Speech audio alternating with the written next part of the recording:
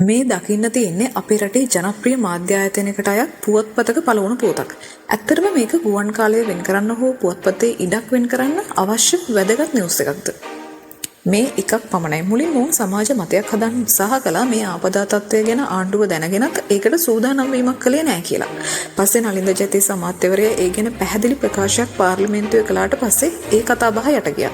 ඒ වගේම මේ පුවත්පතම දෙසැම්බර් 8 වෙනිදා රටේ විදේශ සංචිත ප්‍රමාණය පිළිබඳවත් ව්‍යාජ පුවතක් පළ කරලා තිබුණා. මේ දකින්න ලැබෙන්නේ එවැනිම සමාජ කැළඹීමක් ඇති කරන්න වාර්තා කළ පුවතක්. මේ වගේ තව බොහොමයක් තියෙනවා. ඉතින් මේ වගේ මොනවා හරි සිද්ධියක් පදනම් කරගෙන හිතාමතාම නිවුස් එකක් සමාජ ප්ලාන් කරනවා. පස්සේ ඒක ගැන සමාජ කැළඹීමක් හැදුනට පස්සේ ඔවුන් විසින්ම ඒක ඉවත් කරනවා. මේ තියෙන්නේ ඒකට උදාහරණයක්. අපේ රටේ මෙච්චර ව්‍යසනයක් වෙලා මිනිස්සු අවතන් කඳවුරු වල ඉන්න වෙලාවක ජාත්‍යන්තරයෙන් වගේම රටේම මිනිස්සු එකතු වෙලා ඒ විපතටපත් වුණු ජනතාවට ස්වේච්ඡාශ්‍රමයෙන් ද්‍රව්‍ය ආධාර වලින් උදව් කරන වෙලාවක විපක්ෂය වගේම හිරු දෙරණ වගේ මාධ්‍ය ආයතන කරන්නේ බොරදියේ මාළු බෑමක්. මේ වෙද්දි හමුදාව ඇතුළු ස්වේච්ඡා සහන සේවා කණ්ඩායම් වල ශ්‍රමයෙන් පාරවල් බෝක්කු පාලම් ජනරල් පද්ධති ටික යථා තත්ත්වයට පත් වෙනවා.